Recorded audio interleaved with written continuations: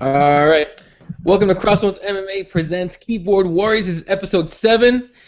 With us today, we got Aaron Robbins from Last Word on Sports, Stand Bang Radio. What's up, buddy? How's it going, guys? Fred Kirby from Gem City Fighting. What's going on in Dayton, man? What's happening, fellas? And Nick Pilecki down in Texas from our very own Crossroads MMA. What's up, dude? What's going on, guys? With the giant headphones. So what are those? Those aren't Beats, are they? Yeah, they're studios. Motherfucker. How much you drop on that? My chick got them for me for like a Nothing. Valentine's Day present. It was like nothing, but $350 probably. Okay, how much God did you pay? damn. Yeah, right? What the fuck? Holy Well, this shit. mic was this. I bought this mic and it was about $250. So the headphones cost more than a mic. Hope you're in a nice fucking neighborhood, man, so you don't get that shit jacked.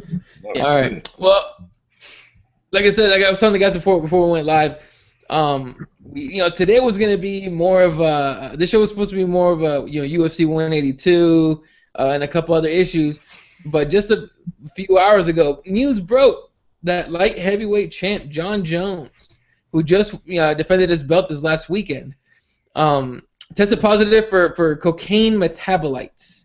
I believe on a test, according to MMA Junkie, a test that was done on December 3rd, and results were given out on December 23rd, which by itself blows up like a bunch of issues, including who knew, how long did they know, and why did they wait so long to break the news. So let's just get initial reaction. Aaron, what did you think? What did you think when you heard about the news? Well, I guess first off, just like you, I thought someone was making like a joke. Like MMA Roasted was making a joke about how fast he was or what he looked like at weigh-ins. And so when it all started rushing in, and then, you don't know all the details, it's real quick to shit on him or whatever for, well, I'm going to shit on him for this whole show. So anyways, but no, it's weird. It's really disconcerting because we've had several athletes who have been penalized severely for marijuana use. Jessica I is one where there was some suspicion where she had used marijuana, and there's still people who just rip her apart on social media. Nick Diaz, real popular for that. And I mean, I'm sure you guys have all been to gyms or dealt with athletes who burn a little bit of weed, but I mean, they take that shit real serious over at the UFC. And then you've got a guy who tested hot for coke in the wake of it already being a real controversial fight and everything like that. And so just exactly what Ed said, who knew and who cleared him to fight after he dropped hot for coke?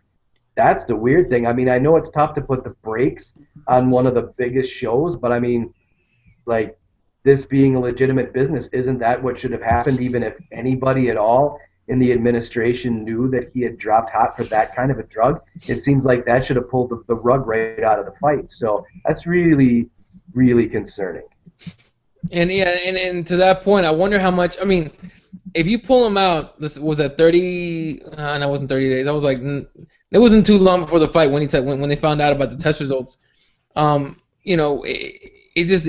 all about making money, man. So I don't know if it would have canceled the fight or not.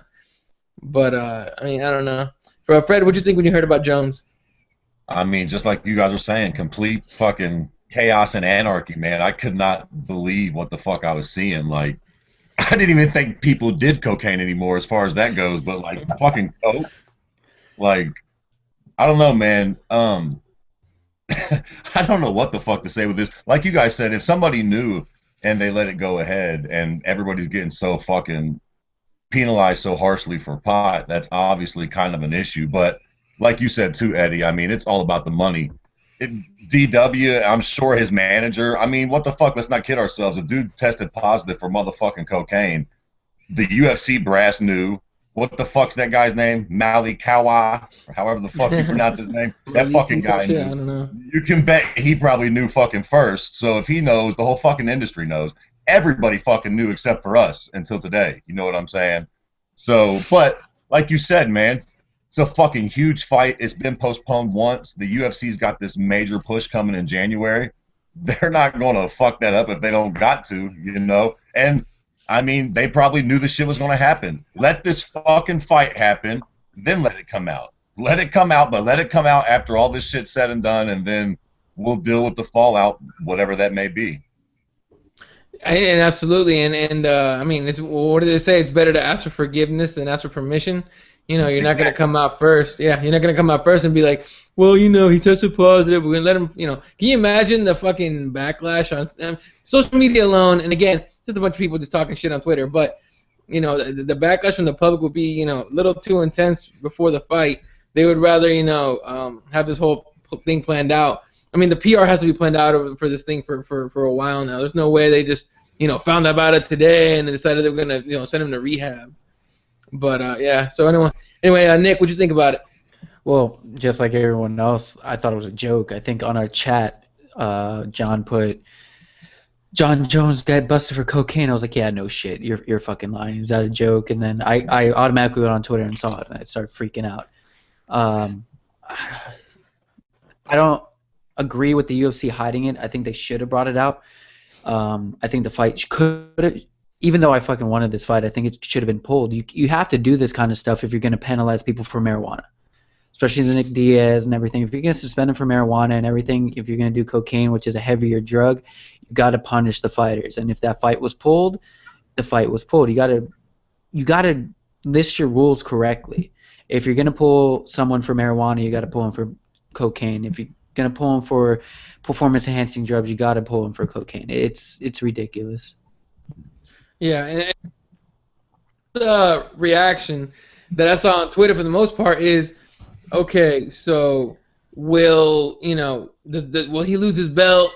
Will the fight be overturned? Is he going to be stripped from the belt? What happens now? Will he get suspended? And literally nothing happened. The UFC and Dana White made joint statements about how they support John Jones. Dana White's like, oh, I'm proud that he went to rehab. You could tell it's all bullshit, but still, it's I don't know. It just seems like they're treating Jones with kid gloves. Just like you were saying, Nick Diaz suspended. Matt Riddle basically cut. Jessica Ai, gets I forget what happened to her. She got in trouble. What happened with her, Aaron? I think her fight result got overturned. That's true. Yeah, exactly. Yeah, she got overturned. And then obviously she has this weird reputation now where everyone gives her shit on social media about the weed thing. And Nick Diaz doesn't give a shit either way. So my thing, dude, is how many times has he skied the slope since that test? Like, he knew he dropped hot. Yeah. You know what I mean? I'm a recovering addict. I'm 4 years sober, and I've had to take urinalysis, and when you're either borderline or you're just going to totally wreck it. You know what I mean? I'm not ashamed. I'm 4 years without alcohol, without drugs. I recovered for some serious drugs, and Jones knew going into that test. He's counting backwards 72 hours, and he was like, okay, what stripper's ass was I? Oh, shit. You know what I mean? And then this is also in the wake where Dana White, drops his head and he's like, you know what? We fucked up with Kong Lee, John Jones. We ain't going to be doing these random drug tests anymore. That's all in the wake of that. And so I don't know. I seriously doubt there will be any repercussions except for fans. This will mar him, just like the DUI, him wrecking his truck, whatever. It's just one more in a line of instances that we're going to see with this guy, and him doing this PR-driven rehab stint. Like, what'd you say the test was taken on the 3rd? Yeah, that's what MMA Junkie reported, December 3rd, and the results were found out on the 23rd. Okay, and now it's January 6th. So this dude, when he dropped hot, didn't realize he had a problem and he should find Jesus and get to rehab. He had like a month's grace. And then today's like, oh, yeah, I got a problem. It's a bad problem. I ran out of Coke. It's a terrible problem. It's been my experience that you can find the best drug in rehab. So I don't know.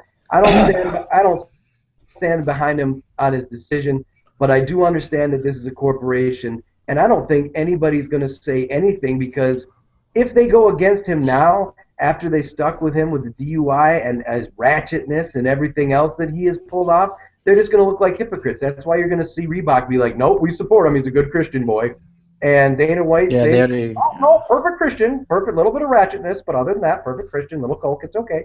He went to rehab, everything's fine. And it's just going to get covered up. And it's going to, no big deal. People will forget about it in 6 months when he fights either Rumble or Gus.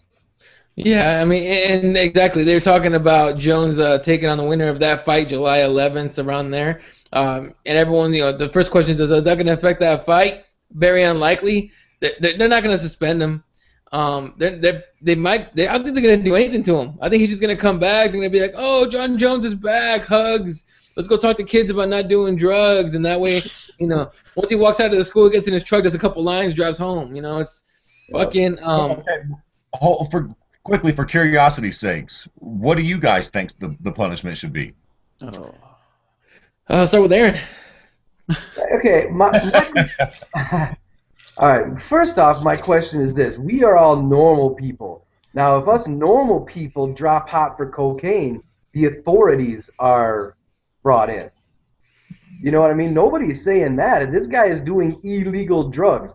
The commission doesn't matter. The UFC doesn't matter. I think it falls somewhere into, called the law.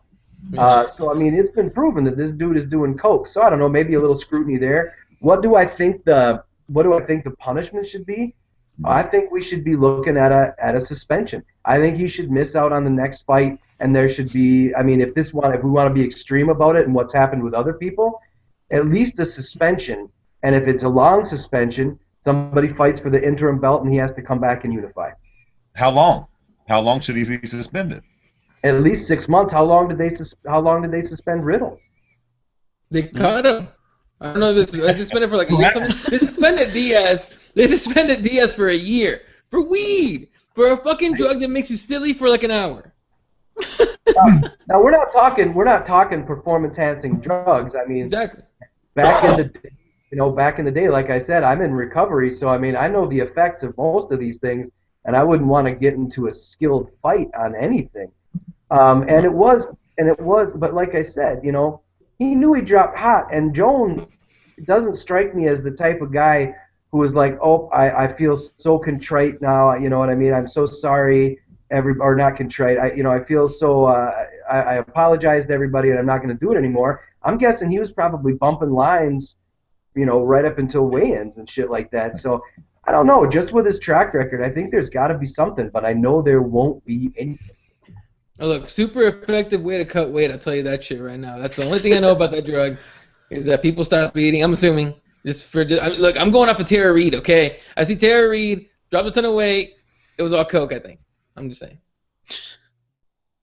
But I don't know. I've never used coke. I'll say I can at least say that much. I've never used it before, so I don't know what it feels like. Either. I abused the shit out of it for a while.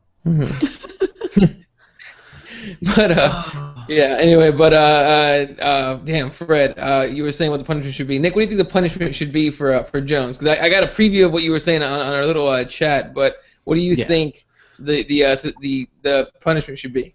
Well, first, I'm pissed about it because he's not being punished. Even Aaron saw on Twitter, I started saying stuff, and he's like, hey, save it for the show. Just calm down. I was like, okay, so I'm going to go back and watch your show. So, look, I hate that the UFC is protecting him. It's stupid. He should be punished. He should be suspended for a year, and there should be an interim belt. And he shouldn't be put on this respect pedestal saying that, oh, he went to rehab. It's all good. We won't fine him and anything like that. It's stupid. That pisses me off. Now, I want to know the results of his post-fight test to see if it was positive too. Because if that was positive, then you strip him from the belt. You strip the belt from him, you suspend him for a year, and then you see what happens after that. And okay, here's the thing, and because it all depends on what your point of view is on athletes, especially on champions, right? So John Jones is a champion, UFC champion, but. It's just so crazy. Okay, let's just go straight on what should happen to him. I don't think he should get stripped of the belt, but I do think he should get suspended. Because, again, if you're going to cut Matt Riddle, if you're going to suspend Diaz and overturn Jessica Ai's fight and countless other ridiculous suspensions that the UFC has done for smaller things, then you have to stick to be consistent. And you have to suspend Jones. But I don't think you should strip him. You know what I mean? Suspend him, do an interim belt, and then have him fight whoever has that belt. If you want to do an interim belt between, Gus and Rumble, no issue with that. You want to do it with the winner of that in DC, no issue with that. And then just, when he gets back, unify the title. But I don't know. It's hard to say because I believe 100% that absolutely nothing's going to happen to Jones. except for Say No to Drugs campaign when he comes back, a pat on the back of, oh, you did good, you went to rehab, and maybe an 8-ball after his next fight or something. But other than that, nothing's gonna happen. You know, it just does not feel to me that anything's gonna happen to that guy whatsoever. It's stupid. Look, he's he's the face of the UFC, essentially. He's a pound for pound king. He's been a champion for all these years, right? When he got his DWI, what did the UFC do? Nothing. Slapped him on the wrist. He got fined $1,000. He got his driver's license suspended. Big whoop. Okay, UFC did nothing, right? And now this comes up. You have to do something. He's the face of your company. You want him to be that known guy. You have to punish the person that's breaking the rules. You can't just slap him on the wrist and say, it's okay.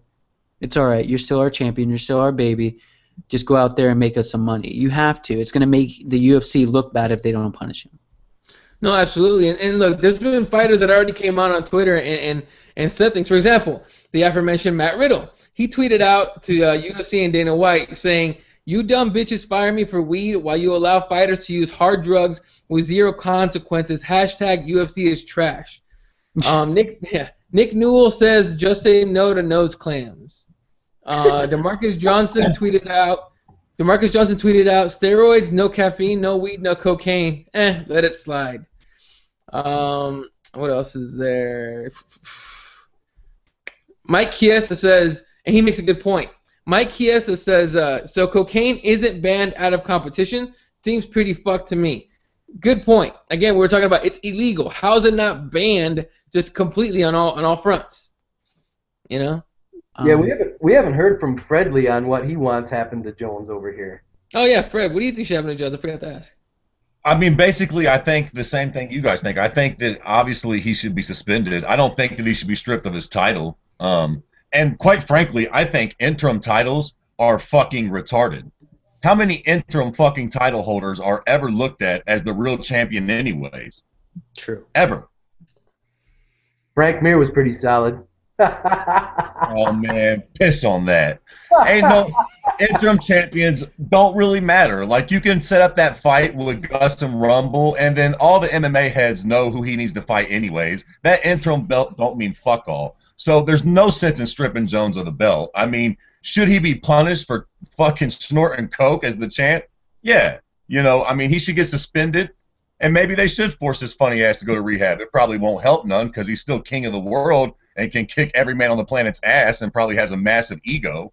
So that probably still won't help him none. But, I mean, you know, I don't know. Like, stripping him of his belt. I want to jump in on what Fred just said. He can kick every man's ass in the world, but he's starting to look like GSP when he does it. Oh, the decision wins. I don't know. Bullshit. Okay, first off, bullshit. Used to put me to fucking sleep, Jack. Like, I do not think that's a fair comparison at all. He slowed down a little bit, but he's not no fucking Georges. No, man, he's entering the GSP phase. He wants to keep that belt. Don't do anything risky. Don't do anything flashy. Oh, that's not fucking fair. He was fucking... He fought DC at DC's comfort zone. That's fucking risky.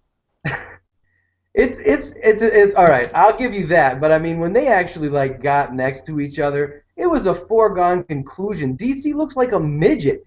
That's the reason why Gus did as well as he did. You are going to have to find a guy that has the same kind of leverage and reach advantage.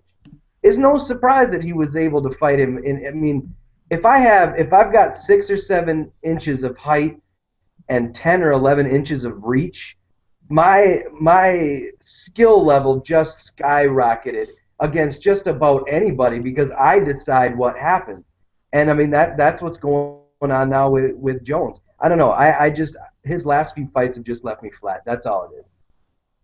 I will say I was surprised as fuck at how much bigger Jones seemed than DC. Like, you hear the expression being all over a motherfucker. There was a point where Jones had DC on the cage. I couldn't see DC no more. Jones was all the fuck over him. I mean, he looked huge up on DC, man.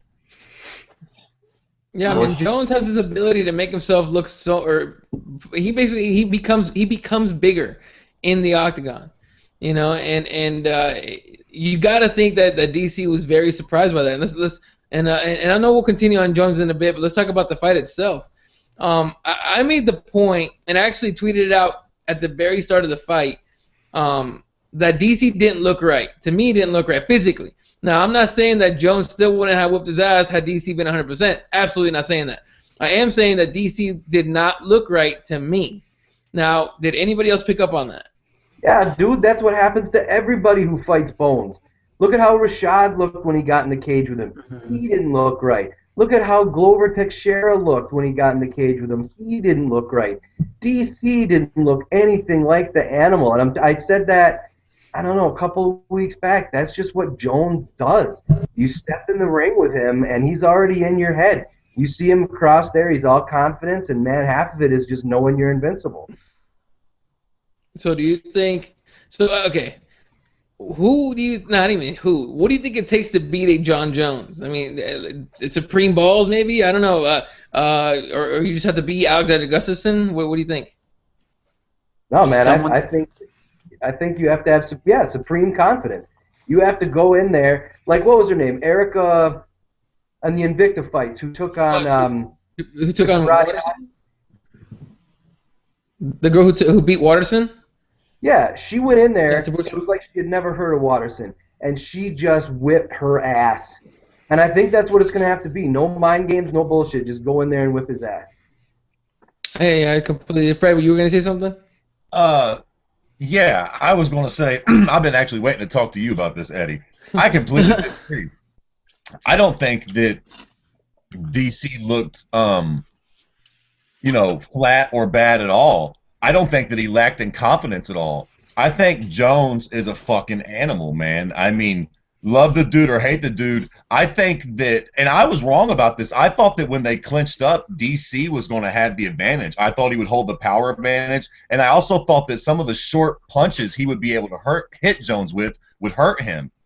That wasn't the fucking case. Jones started hurting DC, and people talk about like how as the fight went on, in the 4th and 5th round, DC gassed out and Jones didn't. Well, getting hit with shots that actually hurt you suck the wind out of you a bit more.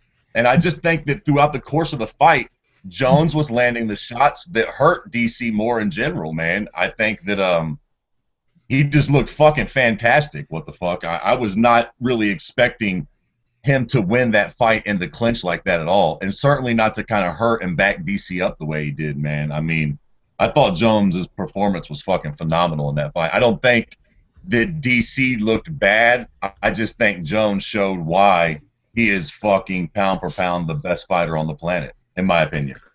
No, and I can see your point for sure. I mean, look, I'm just saying that to me, DC didn't look right, but I'm kind of leaning to what Aaron's saying is that nobody looks right in front of a John Jones.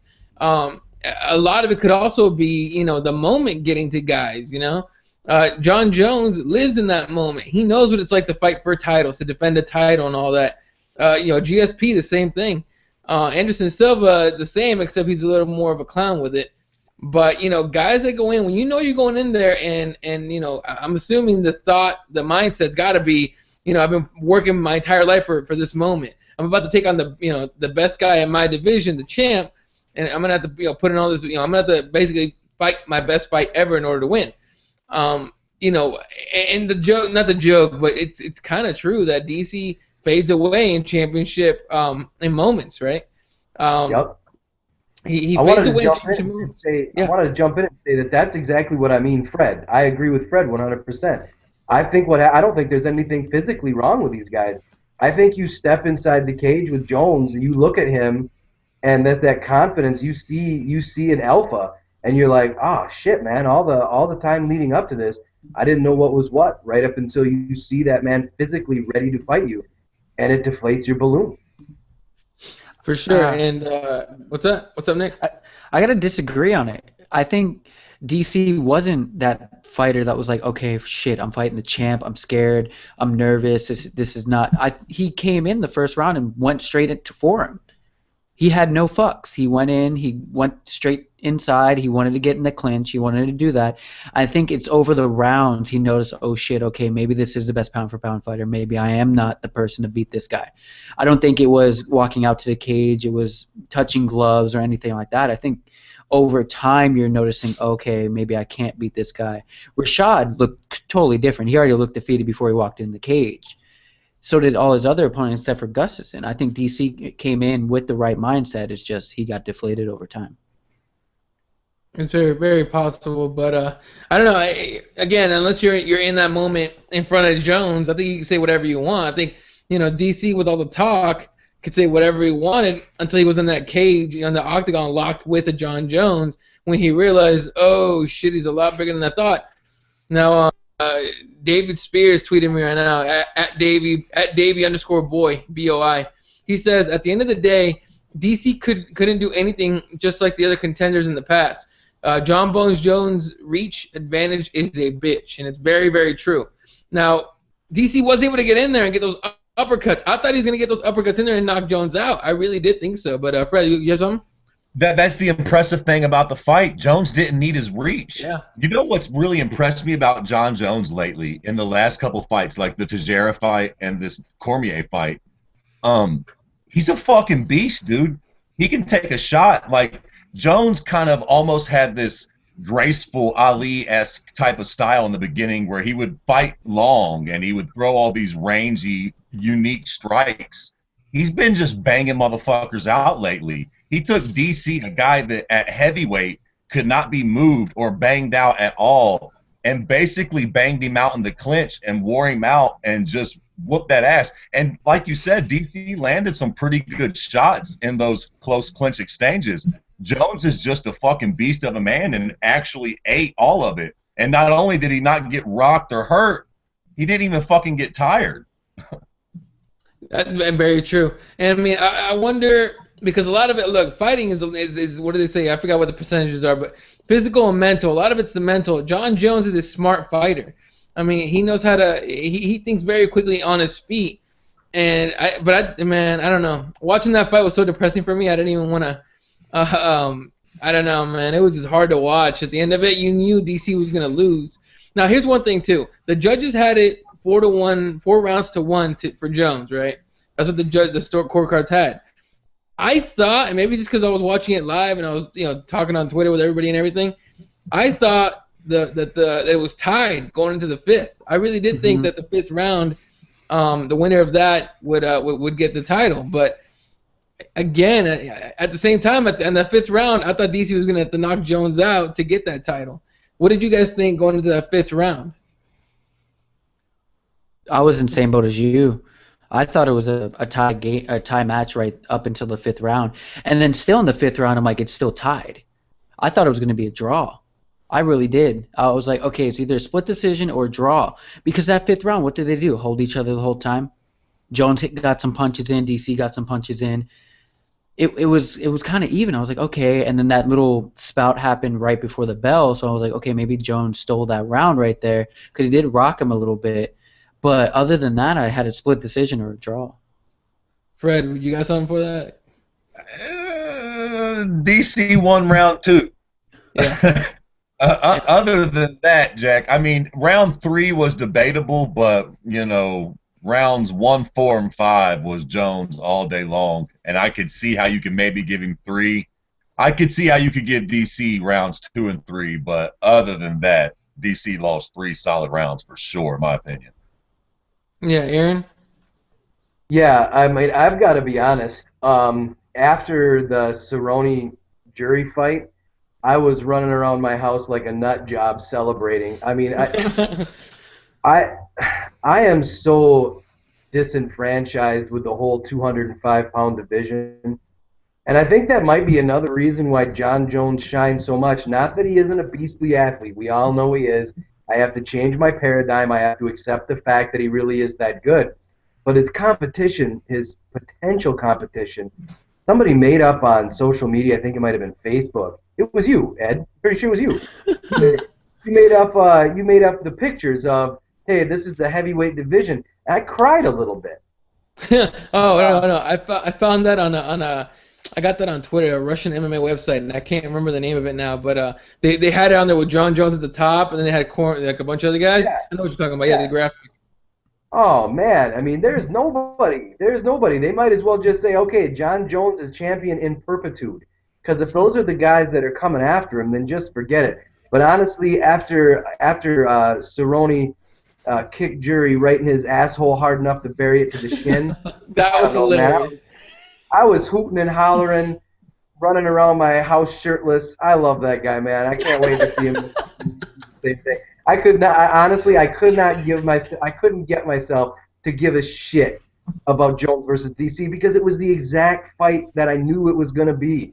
I wanted DC to win. Would I put a nickel on it? Fuck no. The fight played out exactly. I agree with Fred. Second, yep. Could you give him a third? Sure. Could you give him any other round? No way. At best, that was a 3-2 fight. In reality, it was a 4-1 fight. I mean, Jones just did what he does, man. He dominated. Yeah, and to the point about what could have possibly happened to DC, on Twitter, Sean Paul Cunningham says, I think it proves he's only human and was under huge amounts of pressure, and it went to his head. Once again, we get back to the whole guys that fall flat in the championship moments.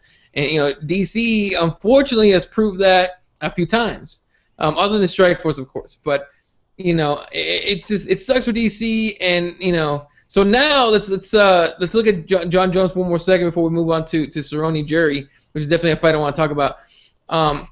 John Jones to the heavyweight division. Should he make that move, Nick? Since we're laughing. Well, I saw this meme about it. It's like that's a wrong Kane that you're looking at. So the cocaine, Cain Velasquez. I saw that. So, but I want to. He's not going to move up. He's not unless he gets paid that much so he can buy more cocaine. Oh, that's going to be the fucking thing. I swear. Hey. It's going to be. that's going to be the rest of his career. Oh, John Jones will do it as long as he can bump a line. Yeah, exactly. That's going to be it forever now. If he gets his contract that says you can bump a line off Cain Velasquez's glove, there you go. You get to snort some coke off of Ariel Helwani's head. Hey, yeah. Don't get me started on Helwani, dude. That guy's got a big nose. He might be doing it too. Fuck him. I got a Helwani thing coming up. Let's just stick with shitting on Helwani for being a terrible journalist. We don't need to get on his physical looks. That's just me. I don't give a fuck. Fuck that dude. Anyway, Nick, what were you saying? I don't think that fight's gonna happen. We always get excited for these what are they? The dream matches. The Anderson Silva John Jones. Yeah, the Anderson Silva GSP. We're not gonna get it unless John Jones wants the money, and I know Cain wants to. Even Cain said, "Yeah, I'll fight him. I don't care." Cain will fight anybody if he doesn't injure himself. Yeah. But I don't think we're going to get it. And actually, on the Helwani side, I actually got Sophia Helwani just follow me on Twitter. Oh, dude. I don't know who's doing that parody account, but it's got so much fucking potential that I hope it'll screw it up. That Sophia Helwani on Twitter has so much potential because obviously it's fake. It could do so many great things. I'm hoping they don't fuck that up. But it actually can. But yeah, no, that fight's not going to happen.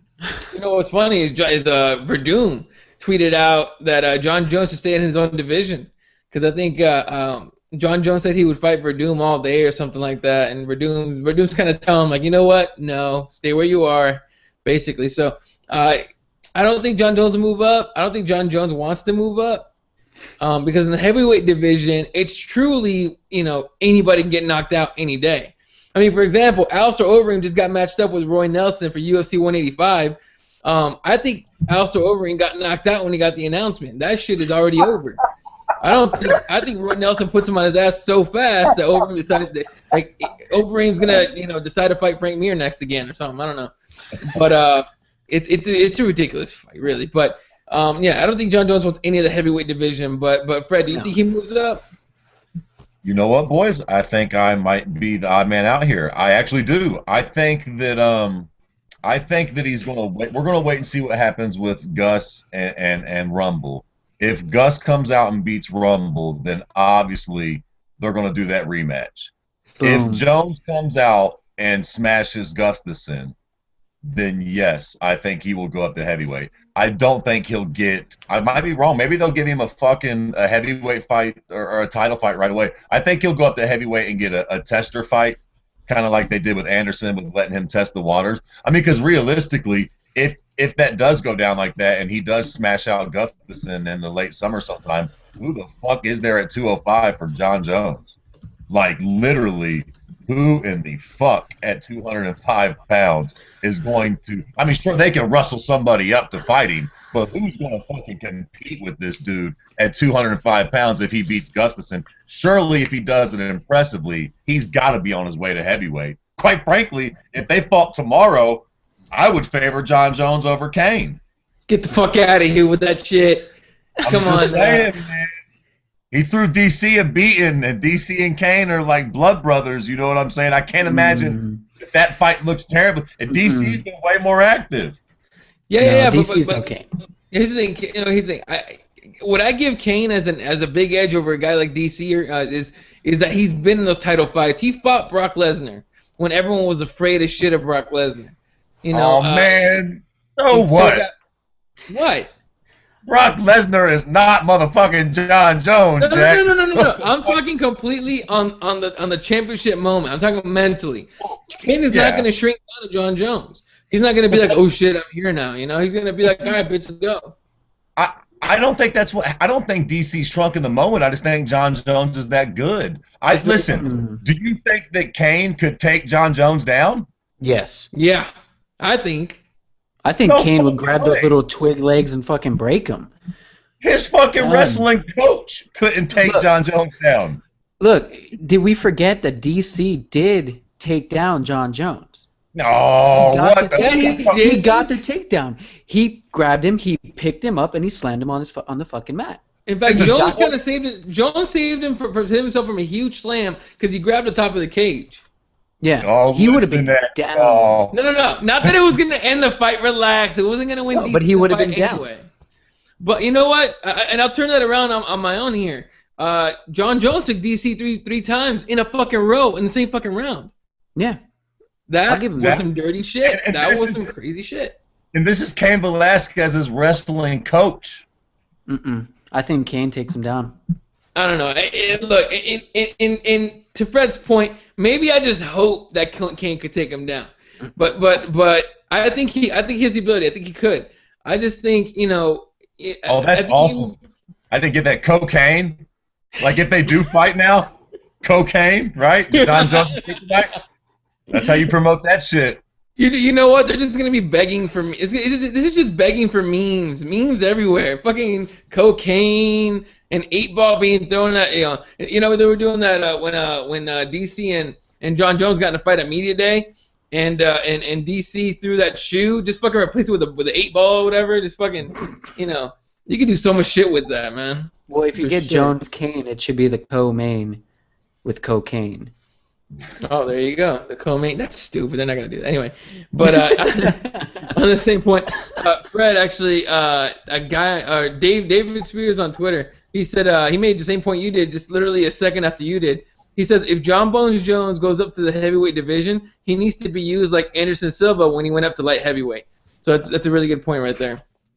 I think Gus moves up to heavyweight before John Jones if Gus loses. Maybe, because if you lose to John Jones, that's two losses to Jones, and until you get a new until you get a new light heavyweight, you're not doing it. So yeah. Anyway, Aaron, I think you had something on that. Did I? No, I don't man. know. I thought you were about to say something. Sorry. No, I was thinking about Castillo getting his head knocked off his shoulders by Paul Felder. That was awesome. How crazy was that? We are actually spending more time talking about this fight than people watch this fight. Like I said, let's change tracks. It was, you know, I think that 10 times out of 10 the result is the same. I don't think DC's the guy. Do I think that there's a guy out there? Yeah, I don't think that there's anybody who can't be beat. I mean, on the wrong day, Mike Tyson got beat by, what's his name there? Nobody remembers. He promised his mom that he was going to win. What was his name? Shit. Buster Douglas?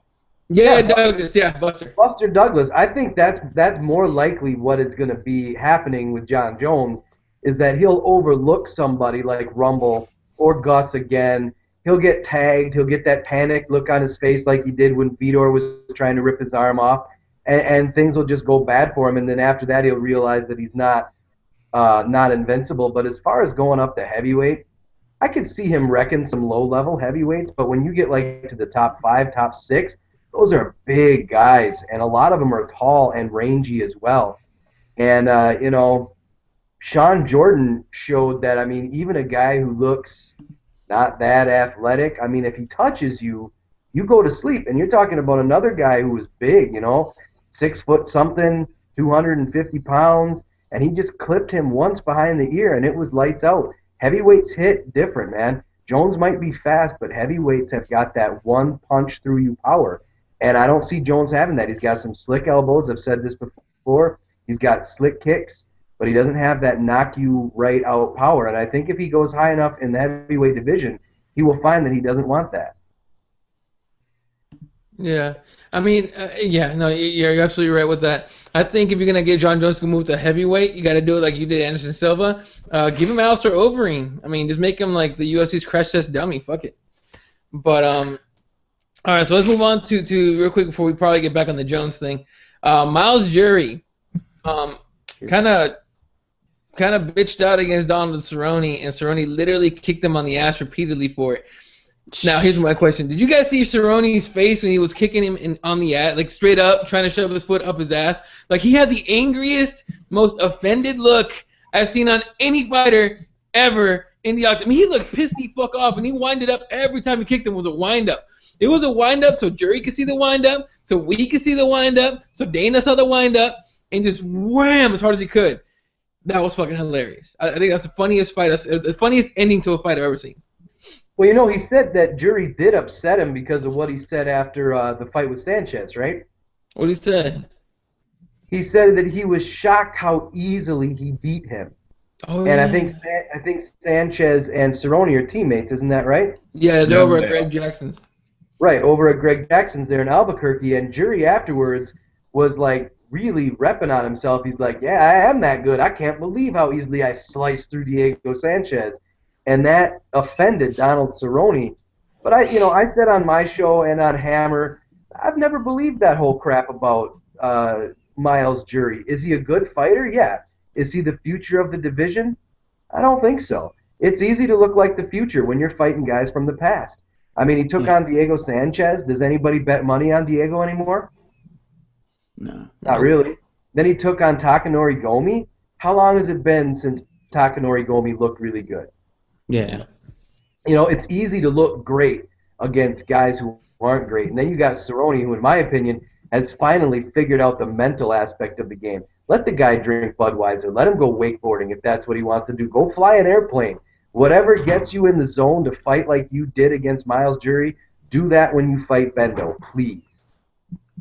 For sure. And well, let's get into that then. Screw it. Donald Cerrone steps in with less than 14 days, less than 2 weeks' notice to take on the former lightweight champ in Benson Henderson. Let's talk reactions. Nick, what was your reaction when you heard about this fight? So excited for this fight. I like both fighters. It's going to be such a sick fight, and especially Cowboy, how he kicked the shit out of Miles Jury at the end of that round that actually made the night for me. But I think it's going to be a good fight. Henderson's coming off a huge, long training camp, and Cerrone, well, he's coming off a fight, basically. And I think it's going to be a good, long war. I don't think it's going to be that grueling match because Cerrone said, I didn't like my performance because the crowd booed and they were not entertained. That's why he kicked Miles Jury so hard as well, because he was pissed at the fans for booing him. Now, if he's that pissed and he's going to come in and fight Henderson, he doesn't want to get booed. He's going to come out and he's going to want to fight. And Henderson's that kind of guy that he won't stand and bang with you. He'll try to lead a strategy and then stand and bang. Now, I think it's going to be that long, grueling match, but it's going to be a war. And I think Henderson's going to come out on top with the decision. All right, Fred, what did you think when you heard about this one? Cowboy's fun, right? This fucking guy takes a fight every fucking couple weeks, it seems like, man. First off, I was just shocked that he was actually fighting again in like 16 hours. I was surprised that he actually took this fight. Okay, as far as the fight goes, they have fought twice previously before, Yep. correct? Both times for the WC belt, and Now, Henderson won both fights. right. Now, did he win by a finish both times, or were they decisions? I think one was the finish. Let me find out for sure, but I'm pretty sure one was a finish and And what one was a was decision. That's kind of what I was thinking too. I think that was what I was thinking too. I really don't know what to think about this fight, man. I would say that Cowboy is probably obviously in good shape. He's firing on all cylinders right now. He's looked pretty fucking amazing recently. But I gotta say, man, Cowboy also seems like that type of dude, man, that a Michael Bisping-esque character, if you will. Every time he kind of gets in that spot, whether it's Nate Diaz or Anthony Pettis or any kind of top-tier guy like that, he kind of bites the dust. Just to harken back to the Miles Jury thing a little bit, I sentiment with Aaron, I don't really I was never really sold on Miles Jury all that much. Like you said, beating a over-the-hill Diego and an over-the-hill Gomi does not make you the future of the division. So that's a solid win for Cerrone, but fighting motherfucking Benson Henderson, a dude that's already beat him twice, I give it to Cowboy. He's got fucking balls, and I think he'll come out firing. But I do think this is where we find out whether Cowboy's ready to fight for a title or not. He's had some good wins, but if he can come out and actually beat Benson or look really impressive, even in a decision, you know what I'm saying? Like, this will be a really good test for Cowboy. As far as the fight actually goes, I kind of still give Benson the credit, man. You know, the two fights before I don't think were fluky in any way. I just think that Benson's a better all-around fighter, and Cowboy tends to choke in super big fights.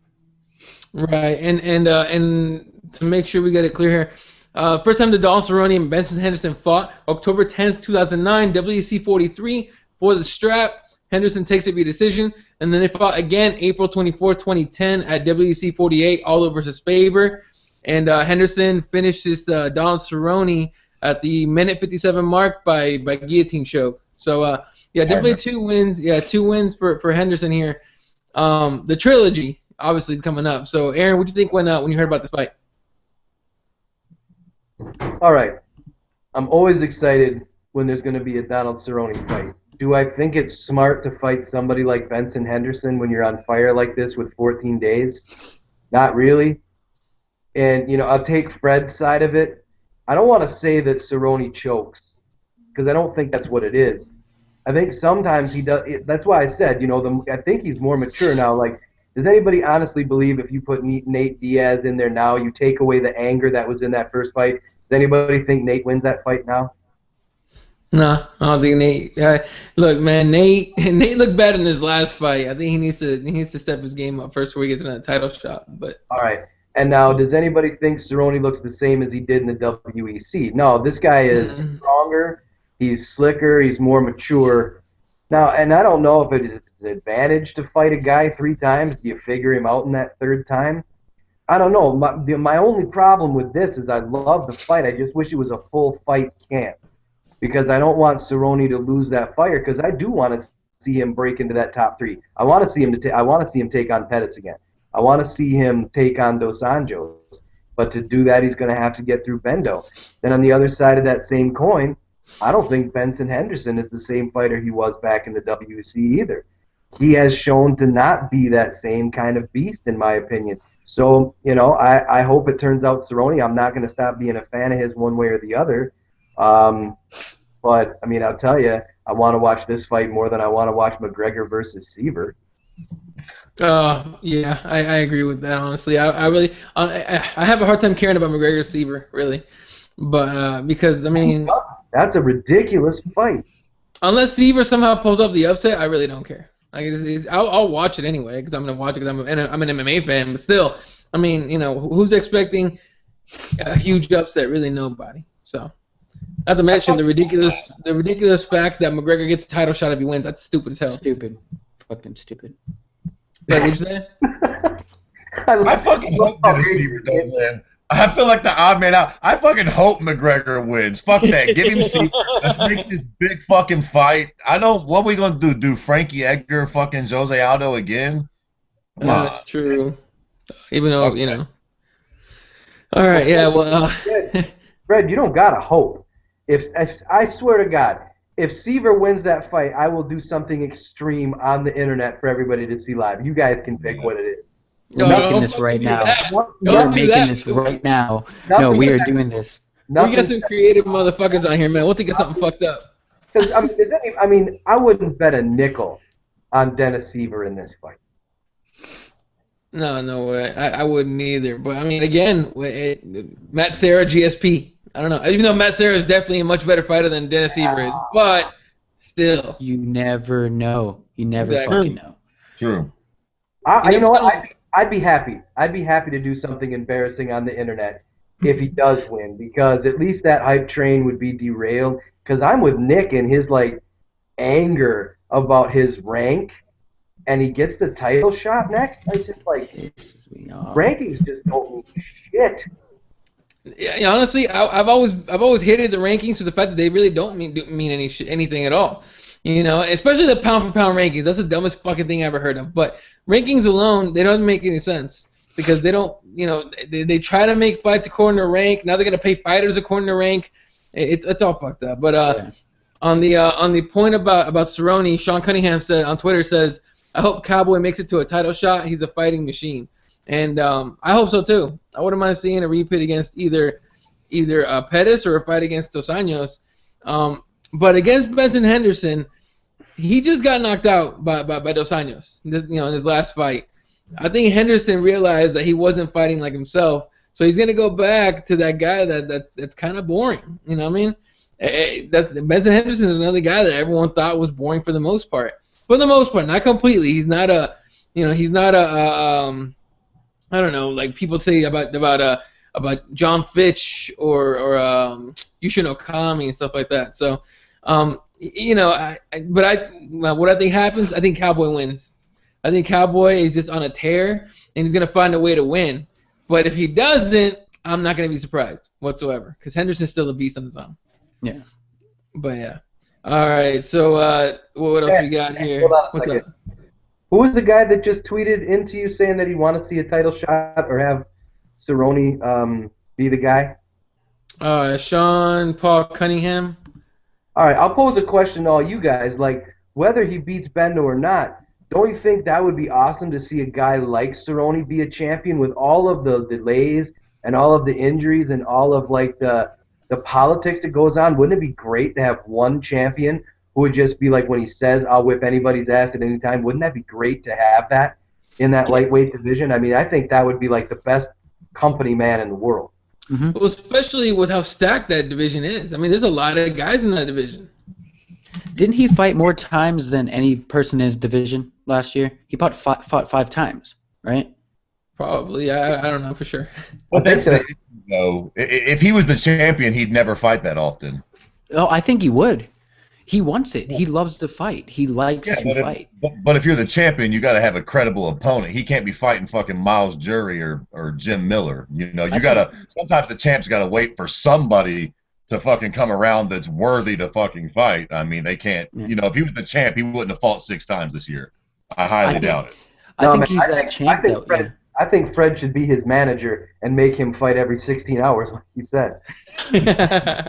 I'd be all over it. I'd be getting paid, Jack, for free for not doing nothing. Fucking. And by the way, just on a side note, managers of all fucking calibers, whether it's MMA, music, fucking sports, they got the easiest jobs in the world, right? They got no fucking talent. They just manage other people's talent. Where was my fucking guidance counselor in high school with that shit? I don't know, man. I know a couple managers that actually work really hard. Who's Megan Goodwin's manager? Jay Fresh Start. I forgot. I'm sorry, dude, if I messed up your name if you were watching. Yeah, Jay General. But I like Jay a lot. He works really fucking hard. Not the shit on managers. I'm just saying you don't have to be the talent. You can just find motherfuckers that are talented, and then you just manage their fucking greatness. Yeah. Now don't take this wrong, Jay General over at Fresh Start. Yeah. But Fred's right. It goes with how much talent you have. Let's look at the talent pool that Jay General has. Yeah, that motherfucker's got to work day and night to get those guys fighters. If you're managing Donald Cerrone and you're managing John Jones, now you don't do shit. you sit there and your job managing is to tell people, yeah, I'm John Jones' manager. That's it. You don't have to do nothing else. If you got a stable of low-level fighters who are trying to get their name out there and have their first fight, their first pro fight, get onto a good card, then yeah, you're working day and night.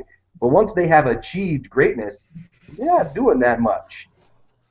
Yeah. It would be a fucking cake job, man. You're just sitting around calling the shots kind of for their career. I mean, they got to trust you, so your job is important because you can kind of fuck them or make them depending on the decisions you make. But, like, motherfucker, Mali Kawhi can't fight. That motherfucker probably can't run 3 miles. But every time John Jones goes out there and does something amazing, his monkey ass gets paid like $4 million. You know, yeah, he gets paid for sure. But on that point, too, let's go back to the John Jones Coke thing just for a minute here. Yes. If you're his manager, do you not at least have a fucking hint that this guy's doing this shit? He knew. You're his manager. You're together. Holy shit, you all blew up. Let's start with Aaron first. I said, if you're the manager, more than likely you're the guy doing the buy. So your boy's face isn't out there. Nobody knows his manager. He's the one getting the shit. John's just reaping the benefits of having a wonderful manager. Fred, what were you going to say? Exactly. I said they were probably doing it together. I mean, listen, all bullshit aside, all jokes aside, he certainly knew. You know, and I highly doubt that he had no idea. I mean, from what I had read, just reading around, there was a lot of rumors going around that a lot of motherfuckers knew, which it probably, you know, we don't really know much about that shit, but these people are human. Listen, there's rumors going around that John Jones is in strip clubs making it rain. You can bet your sweet fucking ass that if he's doing blow with a couple strippers, those fucking broads can't shut their mouth long enough to fucking put another cock in there as soon as they get around somebody that wants to listen. So everybody in L.A. around that scene, after John Jones does a little blow that night, believe me, motherfuckers know. We might not catch wind, but they know, Jack. Yeah, I know for sure. And Nick, what'd you think about that? Do you think his manager knew for sure? I think everyone knew. I think everyone in John's camp knew, even his fucking cat that he brings along with him. Everyone. Cat's coked up. He's probably doing it with the cat in the fucking hotel room. You're an asshole for giving your cat coke. He might like you, but you're still an asshole for doing that. And I hate cats. By the way, that is a big ass fucking cat. Mm. I'm just bringing that up real quick. That is a big ass cat that he has. You know what? I'm gonna go with Fred on all joking aside. You don't have a tight management team without knowing what your boy is doing. Exactly. You know what? It was a joke when I said his manager probably scored the coke or whatever. I don't want to offend anybody that badly. But I will guarantee that when those results came back, there was only slightly raised eyebrows. Because I'm sure the day that John Jones was told, you're going to have to drop, he probably looked at his management team and was like, dudes, it's only been like 48 hours. Right. Shit. You know what I mean? Sure. I'm sure that they were prepared. And so when they were like, yep, you have the metabolites of cocaine, they were like, God damn, just a few more hours and we would have been clean. Yeah. Right, and the thing too is I want to know, because you know Nick was making that point right now that everybody knew, everyone in there knew. What do you think Greg Jackson's reaction to this is right now? I mean, I know I think his wrestling coach came out and said he supports him. Somebody, you know, he's like John Jones is my friend first and foremost and all that. And that's great. You should be saying that. But do you think his coaches know that John Jones be running around out there with the booger sugar or whatever they call it? I mean, I don't know. I'm just saying. Nobody calls it that. Hey, okay, who said it? I saw that. That. Kevin Hart. Sorry, Kevin Hart said that joke. Yeah. I saw the hashtag on Twitter. Yeah. No, Kevin Hart makes that joke. He calls it booger sugar, white girl, all that shit. You gotta see his specials. It's the best shit ever. But fucking awesome. Okay, but for real though, like, you think anybody in his camp, like, as far as his teammates go, his coaches go, that they would have known, and if they did know, should they have said something to him, or could they even stop him at all with the massive ego that John Jones probably has? No, you can't stop him with his massive ego. That's the thing. Do we risk ruining John Jones's career by telling, or do we just say, oh shit, I didn't see nothing? That's the thing. It's just like you in high school. You see kids doing drugs on the side. It's like, oh shit, should I say something or should I get my ass beat? It's like, it's the same. You're in the same thing. You're in the gym. You see that happen. And you're like, oh, wait a minute. Should I just tell UFC and like ruin his fucking career? That's the thing. It's a tough shot to call. You know what? I go with Fred. I just say, you know what? These guys are all across the board. No matter how much fame you attain, these guys are all human beings. We don't get exposed to the personal side of their life very much, except for on Embedded, and like little things that they allow the media to see. I'm sure that if we opened everybody's dirty little closet, I'm sure that 80%, 90% of these fighters have either done some shady shit or are currently doing some shady shit, because 100% of them are human beings. Man, I tell you what, I wouldn't want my daily life laid out for everybody to see. Even though I lead a pretty mundane life nowadays, I still do some shit that I'm like, man, I'm glad no one was around when I just did that. Yeah, and someone just tweeted over to me saying that Joe Rogan found out about the positive test, John Jones test, and what else did this say? Okay, sorry. Basically, he found out during his podcast. I'm gonna have to go listen to that after this shit's done. But ultimately, just to close well, not close the show, but end this whole John Jones thing for at least for now. What, if anything, is gonna because once he comes back and he's fighting again, everyone's gonna be like, oh, John Jones is back and that's great. This is gonna be the 8-ball jokes, the coke jokes, all that stuff. Is he doing lines off of his opponent's glove, all that? What's gonna be the lasting effect of this whole thing on John Jones' career or legacy, whatever you want to call it? Let's start with Aaron. Probably just that. Just like when the DWI came out, it was like, ooh, and then now nobody really brings that up, except for it's just the hardcore, the hardcore haters. And I think that, the PR guys are going to spin it to be almost make him out like a hero. Oh, this poor young athlete was struggling with substance abuse, and he made the right choice and got into rehab. So I think the lasting effects will probably be the memes. And everybody making little jabs whenever they can. Anything that rhymes with cocaine or cane or sugar or booger. I think it's more or less just going to get swept under the rug, and John Jones will come out just fine. All right, Fred? Pretty much, yeah, the same thing. I don't think that it's going to cause him any really long-lasting ill effects. I mean, at the end of the day, we don't really know exactly what the situation was either. Don't get me wrong, I've never done coke before. I don't promote that shit at all. Like Aaron was alluding to, I don't know if you guys understand this. Both of my parents were addicts too, so I know a little bit about this. But cocaine is one of the drugs that stays in your system the least. It's only in your system for about 3 days or 72 hours. So, I'm not making any excuses for John Jones, but maybe Jones is just a young man. He's the fucking champ. He's out partying. If you smoke weed, it stays in your system for like 30 days. A lot of other drugs and pills stay in your system for a long time. Coke is one of those things that's out of your system in like 72 hours. I'll bet you he was shocked as a motherfucker when they showed up to give him that test when he just did a blow fucking 48 hours ago or so. But I think that dude, I don't know. It's hard to describe the situation. Maybe he was just out partying a little bit and got caught at a really long time. I think it might be unfair to say that he's got a major cocaine problem and that he's going to come out and he's going to fall off the wagon and shit. I mean, his performances haven't indicated that he's actually got a problem, that he's not showing up at the gym and shit. So I don't know exactly if there will be any long-lasting effects. As far as his PR image goes, I mean, I doubt it. I doubt it'll have anything too major. He'll come back. We'll forget shit. They'll promote it. They might mention it a little bit leading into the promotion of the fight, but it won't have no major effect. Listen, people already can't really stand the guy. Quite frankly, if anything, they'll spin it the right way, and it'll be more, the fuckers that don't like him anyways got a little more fuel for the fire, and we'll still fucking buy the fight to watch him get that ass whooped. So, yeah, he becomes a bigger heel, I guess people keep calling him. A bigger heel, if anything, a bigger bad guy. Yeah. But yeah, it might even help him. I guess my problem with this whole thing too is that it hurts MMA more than it does Jones, I think, because for example, the most coverage I saw on John Jones was a little mention and little scroller on ESPN, while I was watching football on Sunday about Jones, retains title, whatever.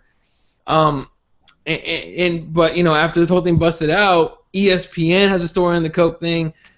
Yahoo Sports got the statement from Jones. Fucking every major media outlet is talking about this shit. It's got to be hurting the sport, right?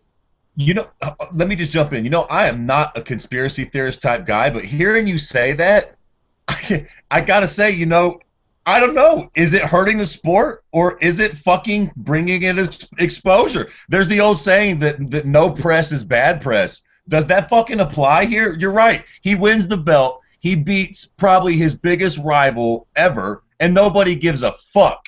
He tests positive for cocaine, and all of a sudden he's on SportsCenter. So I don't know. Was it bad?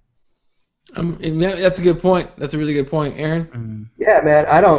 I agree with Fred. I mean, at this point, people keep saying that shit. I tell you what, man. People forgot about the War Machine quick. They forgot about the Grisby thing quick. Mm-hmm. You know what I mean? I don't think after a certain time. I mean, look at the rap sheets on some of the NFL guys. I mean, look at Michael Vick. He did some atrocious shit. Like, you go to hell forever shit. And people are like, man, we hate that. Hey, Nick just put on his fucking Eagles hat. See?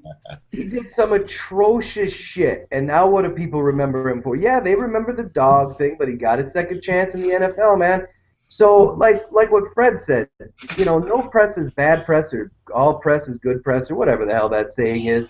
It brought attention to the sport. Now, there's definitely going to be some family people out there that say, our kids look up to you. But, I mean, I think that era of all sports athletes being role models, that's unrealistic. There are a few that can be seen as role models, but I don't think they ask for that, and I don't think it's fair to put that kind of pressure on them. They're professionals in an industry, just like actors are a professional in an industry. Just like everybody is a professional or semi-professional in an industry. If you want to put the label of role model on them, that's you. Because John Jones hasn't come out recently and said, hey, I'm a role model. So if you put that on him, that's you, not him. So does it hurt the sport? I don't even think a little bit. No, for sure. I agree with that. And I always go back to what Charles Barkley said back in the day in that commercial. I think he had a shoe commercial. He goes, I am not a role model. And it's absolutely true. If your kid's role model is a sports star, what does it say about you? You're not a good enough parent to be a fucking role model to your own kids. Like, my dad was my hero, still is my hero to me. So, but yeah, no, I agree with you, Aaron, on that. So, Nick, what do you think? My opinion rarely gets changed, and I think Aaron just changed it when he brought up Michael Vick. And it changed real quick when he brought up Michael Vick. I think. Well, I got a tweet from my friend, right? And he's a casual UFC fan. He watches the big events. He'll come with me. I'm trying to get him involved into it. And he's like, seeing this John Jones thing, I think he should be disciplined more than what they're doing. And Dana White just saying that he's proud of him for going to rehab, like, come on, it's a situation and you're going to let him go. It's a bad situation, you're going to let him go. Let him get away with it. Now, you can call me a Jones hater. I do hate Jones, but I respect the hell out of him as an athlete. He is a great athlete and everything like that. I think this hurts his image as a person, but not as an athlete, because he's still that badass athlete. Now, does it hurt him in his career? No. I think, like Aaron said, it's going to be thrown away just like the Michael Vick thing. He's going to be welcomed back with open arms and everything like that. Does it hurt the UFC? I think it's going to be split 50-50. You're going to get those fans like, oh, Jones is a bad, just like Nick Diaz. Oh, Nick Diaz is that guy who smokes weed and does whatever the fuck he wants. I like that guy, and I think John Jones is going to turn into that guy. Now, in my opinion, I don't like him as an athlete that much anymore because of this. Now, if he comes out with a statement saying, I apologize for doing this, I want some punishment and everything like that, which he's not going to fucking do, I'll respect him, but he's not going to do that. Now, if he owns up to it, yes, I did coke, I'm a dumbass, I shouldn't have done it, blah, blah, blah. Yes, I'll respect him a little bit more, but it's not going to hurt him. It's not going to hurt the UFC. The only person it's going to hurt is Dana if he doesn't find him. at least a fine. That's it. Yeah, I think a fine's not gonna hurt him anyway. I mean, depending on how much the fine is, obviously, if you do a huge fine, it'll hurt him, but there has to a be little bit. one consequence. You can't just let it roll under the rug like that. We'll find like out Mike soon. Jail. You just got to do something. Yeah, we'll find out soon to see if he actually gets in trouble. So, obviously, when in the next next few days, next few weeks, we'll more than likely find out, more details on this whole story with everybody trying to dig out as many details as they can. But for now, we close the topic on this show, and I guess we'll end with some CM Punk to Roufusport. Aaron's favorite fighter of all time, CM Punk, going over to train with Ben Askren and Anthony Pettis and the guys at Roufusport. Bottom line, and we'll start with Aaron. Will CM Punk be able to actually hold his own in a fight after training for a year with Duke Roufus? All right, I'll answer your question with a question. Could Fred hold his own in a fight after a year with Roufusport? If they took their 4 top guys and Fred took 365 days to get shredded and all he did was train and think about training, Fredley would go in there and make some noise. So that's an unfair question. He's going to be coached. He's going to be pampered. They're going to focus this in because there's a lot of money riding on this. My biggest question is why the fuck do people like me and you keep talking about CM Punk? You know what I mean? It's like feeding the boogeyman.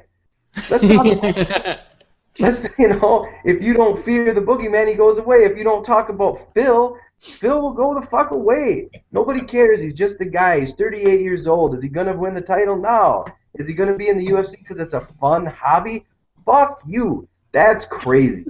You know what I mean? It's such a non-point. Most people get in the UFC because they want to be the best. Punk is doing it because it's on his bucket list.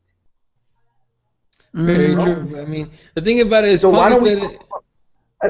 don't we talk about somebody like Paul Felder, who came in there and looked fucking awesome? That guy might make some noise. You know what I mean? When he said, I'm 0-0 in the UFC because I didn't do what I thought I was going to do in my last fight, and then he completely dismantled Castillo until he did the best spinning back fist I've ever seen and knocked the dog shit out of him. That was awesome. Why don't we pay a little bit more attention to Cerrone or the fact that Sean Jordan can do a fucking backflip? That's some amazing MMA news. Holy I was impressed as fuck by the backflip, maybe more than his knockout. That was a great knockout, but I peed my pants a little bit when he completed the rotation. That was fucking crazy. I thought for a second the world was gonna end or gravity stopped for like a quarter second because that shit was nearly impossible. That was like some slick Jamiroquai fucking camera work or right? something. But no, man. Now, smoking mirrors. Punk win a fight in the UFC after training 6 to 12 months with Duke Roufus. Absolutely. That's a good camp. Yeah, I think so too. Nick, you want something? You have something to say? Okay, so you're saying why do we care about Phil Brooks? Obviously, we care about Phil Brooks. He has a name. Why do we care about Brock Lesnar? He had the name. I don't care. Like, okay, cool, Phil Brooks is in the UFC. I don't even call him CM Punk anymore. He's fucking Phil Brooks. He doesn't have that title anymore. He's not a pro fucking wrestler. He's Phil fucking Brooks. Cool. He's that 0-0 guy in the UFC. Cool. Is he going to fight the top guys? No. Is it on his bucket list? Yeah, but maybe he wants to take it seriously and fucking do this shit like he did with the UFC. Or like he did with WWE. He's always talked about it in the WWE. I trained Gracie Jiu-Jitsu. I like Jiu-Jitsu. Even in his off-air, out-of-character interviews, he would say, I want to do MMA. I like doing MMA. Maybe we have to give him a shot. We give him a chance. Wait, is it up to us? Yeah. Oh, if it's up to us, he's fucked because Aaron's going to be like, fuck all that shit. Yeah, well, no, man. Everyone's hating on him. Everyone's hating on him. If it was up to us. But you know what? I think that's, Nick, you have a valid point. But I think that's actually what his role is. I don't think Dana's stupid enough not to know that he was going to get hated on immediately. It draws up just like what Fred said. No press is bad press. It is making a lot of people talk. Yeah, but I think he doesn't care about the talk. He really doesn't. He even said in his interview, he's like, I don't care what you guys think about me. You can love me or hate me. I'm doing this for me. I want to do it. I want to fight. And if I get my ass whooped, I get my ass whooped. Oh, shit. Did you guys see the fucking press conference? When all the drunk-ass bastards got to ask him questions? First of all, I want to say, Hilarious. I know Eddie's in with it. That Mexican guy at the end was fucking hilarious and made my fucking day. Hammered as all fuck. You want to play rock paper scissors? You and me right now? When he did that, dude, I fell over, dude. I had just gone home from work. I was like, it was one of those days where work was so like just rough. It was just a rough day, so I was like really pissed off and a little just angry and a little sad. That whole press conference, man, it kicked me right back up. But when that guy went up on the mic, started asking him if he wants to play fucking paper, rock, scissors, I fell out of my chair. It literally fucking fell back, just boom on the ground. I was laughing so hard. That guy, and yeah, everyone was hammered as shit. And John Anik even made the point. He's like, is there anyone here that's not hammered?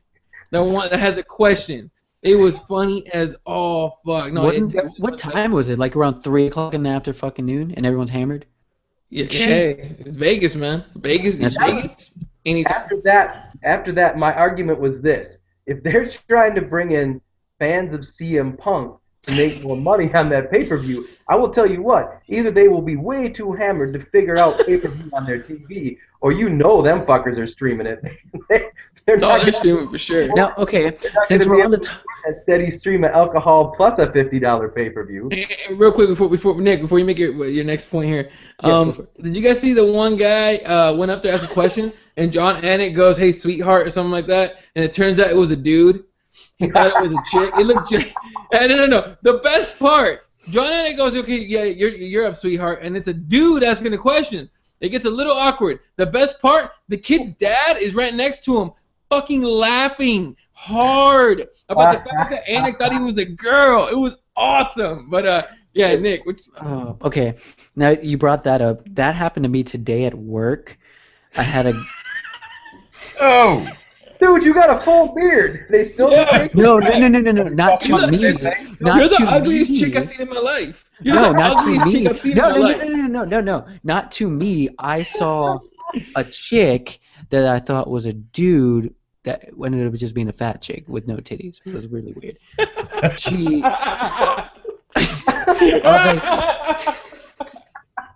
I was like, "How can I help you, sir?" It's like, "Oh yeah, can I?" What the fuck? I was like, "Oh shit, do I apologize or did I just let it go?"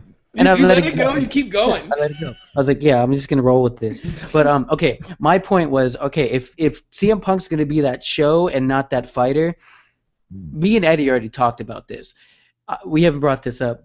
The fucking Jason David Frank has been calling him out for years. For fucking years. And he's a light heavyweight. Yeah, okay, whatever. I think he can cut down to fucking middleweight. But would you pay to see that fight? Is that the Green Ranger? Yeah, the Green Ranger, dude. The Green Ranger's been calling CM Punk out. I called CM Punk out right after because, look, I have a better chance than fucking Green Ranger of getting that fucking fight. No, man, I pointed out a while ago that Green Ranger, he's been breathing with a training mask on for years. And fighting huge opponents, Mecha Godzilla and all sorts of shit. I don't know, man. He's got a flute and a goddamn dragon comes out of the water and takes the motherfucker out. He's got fucking fireworks and pyrotechnics going off all the time around him, so you know that there ain't gonna be no UFC jitters. Man, you see fucking Mecha Godzilla come out of a mountain, it ain't gonna matter if you see some bright light. No. But I'm being serious. Okay, jokes aside, that guy's pro fighter. He has a pro fight. It's too late for all jokes aside. No. Would you pay for it? I can't stop. Hang on. Okay. All right. Okay. So Jason David Frank, legitimately, I've seen some of his fights on YouTube. I think he just wants an in on the UFC, and I get it. It's just annoying as all fuck. And the funniest part to me was that picture, that selfie he took in front of the UFC gym, like saying, like, "I'm training at the UFC gym. I'm ready for CM Punk." I'm like, what? Have you been to the UFC gym? It's a workout gym. It's not a fucking training place. It's not a place you train MMA whatsoever. I want to see it. I think they should do it too. Why not? They should do it. Sell tickets like crazy. I mean, the dude, CM Punk is, listen, you asked the question like, why should we care, or does it matter, or will he be ready after training at Roufusport for a year? The question is, will he be ready for what or who? Will he be ready to fight an MMA fight? Sure. Like Aaron said, against me. You want somebody to fight CM Punk? Me. Call me up to the big time. I'll fight that motherfucker in a year. And then it'll be fucking legit. And like, if they find the right guy for him, of course they can do it. Of course the dude's going to bring big numbers. Here's the deal, man. That dude probably decided he was going to do this. He came to fucking Lorenzo and Dana and was like, yo, I'm going to fucking jump into MMA. And they thought, well, what the fuck? We're not going to let Bellator or WSOF fuck around and pick this guy up. Dana White could probably give a fuck less what CB Punk can do in a fucking cage. You know what I'm saying? Like, I'm sure he fucking knows realistically this dude's not a real martial artist, but this is a business strategic plan from them. They're not going to let somebody else capitalize on this dude's fame.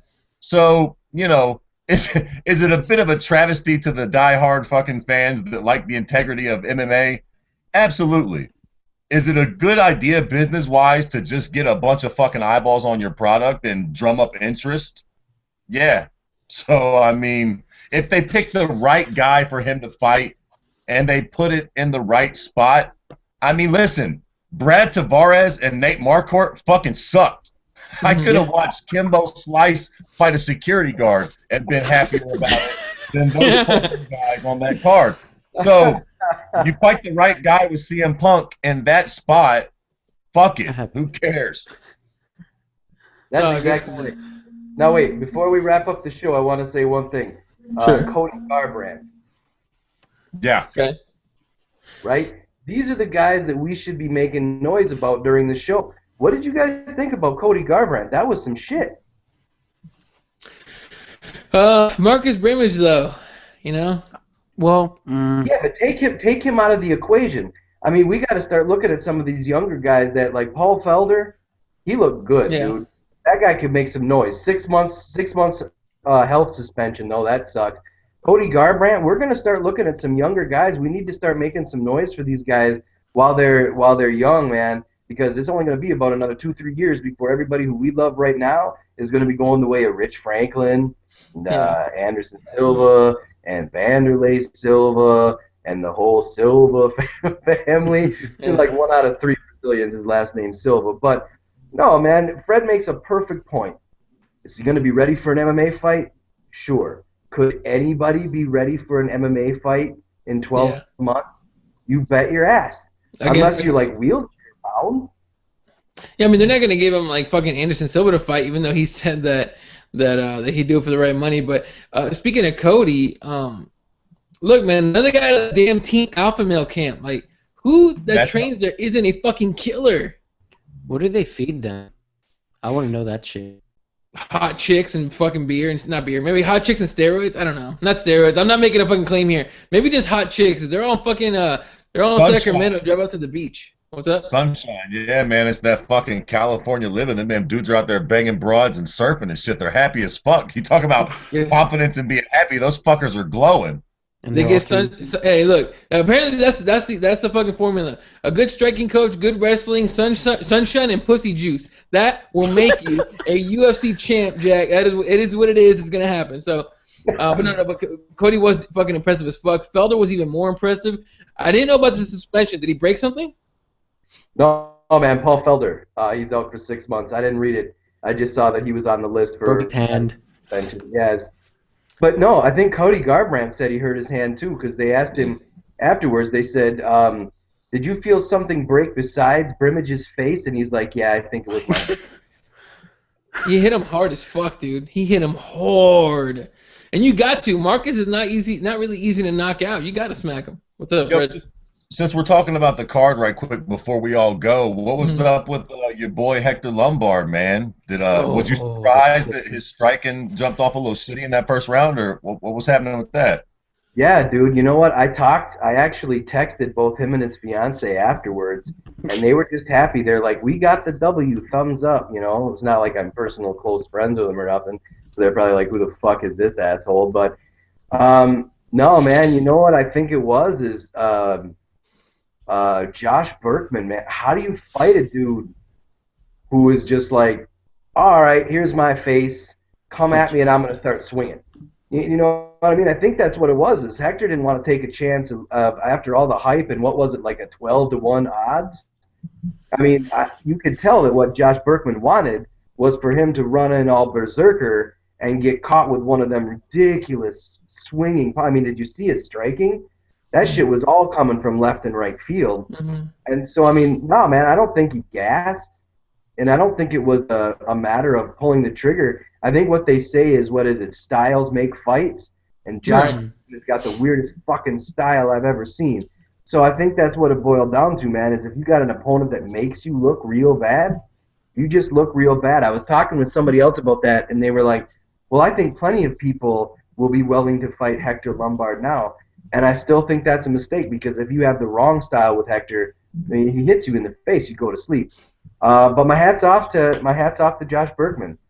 He survived. I don't think a lot of people thought he was going to make it the full 15, and he did. So I don't know, man. No, at the bar where I was watching the fights, these guys at the table next to my group, one of them was like, "This is an execution." And I said the same thing earlier that day. I'm like, "This sounds like an execution right here." But later, I think right when Josh Berkman was walking into the cage, someone from the back of the bar yelled out, "Who's the homeless guy they paid to fight Lombard?" And I was like, "That's exactly what I said earlier." He looked like a homeless dude. Don't lie. That was you, and you're saying it. No, I said it earlier. I said it earlier that day. I didn't yell it out. I wasn't drunk enough that night. I wish I was, but I had to drive home. I'm a responsible driver. All right. I only get hammered when I have to walk to somebody's house. It's all good. I will say I was impressed with how heavy Lombard's kicks are. Oh, true. You don't really see him unleash too many kicks, and I think some of that boiled down to his like confusion or frustration. I think it was, oh man, it was either Kelly McGill or maybe it was Andrea Lee on the show. I'm not sure, and they were like, "Yeah, Josh Berkman looked like he was trying to do something out of Anderson Silva's playbook." And I said, "Man, if Josh Berkman pulls a play out of Anderson Silva's playbook, then his head must have gotten run over at World Series fighting." You're not telling me that boy dropped his hands thinking that he's going to fight like Anderson Silva with his back against the cage. That's just pure insanity right there. That was either lactic acid or that boy has got brain damage. Yeah. Yeah, that was weird. So I'm tired of hyping up. Yeah, no, go for it. Hyping up. I'm tired of hyping up fights to my best friend. Like he's a casual fan. I'm like, we're about to watch someone die in the octagon. Get ready for this. And he's like, really? I'm like, do you see how big this motherfucker is? And this homeless guy, he's going to kill him in the first round. Watch. He's not going to get up. He's like, okay. And then he's like, what happened? I'm like, don't want to fucking talk about it. He pissed me off. Yeah, but don't you find that whenever, like, if the four of us sat together in one room and watched an event, it could be a mediocre event, but we would all be like, yeah, at the one little points, the things that we notice and other people don't. It is so hard to, like, if you're with a girlfriend or an imaginary girlfriend, if you're me, but any casual fan, and you're trying to get them as excited. It's like, it's just a couple of sweaty guys rolling around. I don't know why you watch this. Fuck you. It's just a bunch of big guys throwing around a brown ball if you're watching football. So shut up. It's going to be impossible. You can't make people excited about shit they don't know nothing about. Exactly. Hey, look, man, the Kardashians are just a bunch of coke whores trying to fucking fuck Kanye all at the same time. Fucking bitches. Anyway, I hate the Kardashians. I'm just saying. Wow. But they do have great asses. Yeah, I'll give him that. But before we get into any Kardashian talk, yeah, one of them, that's true. But before we get into any Kardashian talk, I'm going to end this shit right now because I don't want to lose my mind right now. So thanks for joining us tonight for Keyboard Warriors presented by CrossmanMMA.com. Nick Pilecki is at NickXMicro on Twitter. Let me see. I had yours up, Fred, and I fucking lost it. What's your Twitter handle? Kirby_MMA. All right, check out that Gem City Fighting stuff right there. And, of course, your new Twitter, I guess, Aaron. Is that the one you want to give out? Yeah, Stand and Bang Radio. All right, so Stand, the letter N, Bang Radio. Follow him. He's always got good shit on there, and his show was fucking great. Last episode with the Invicta Girls was fucking awesome. I still have that on my iPod. I'm probably going to listen to it one more time. So, all right, well, thanks for joining us, and everybody have a good night. You guys take care, and I'll talk to you guys later. Thanks, All right, guys. Later, guys.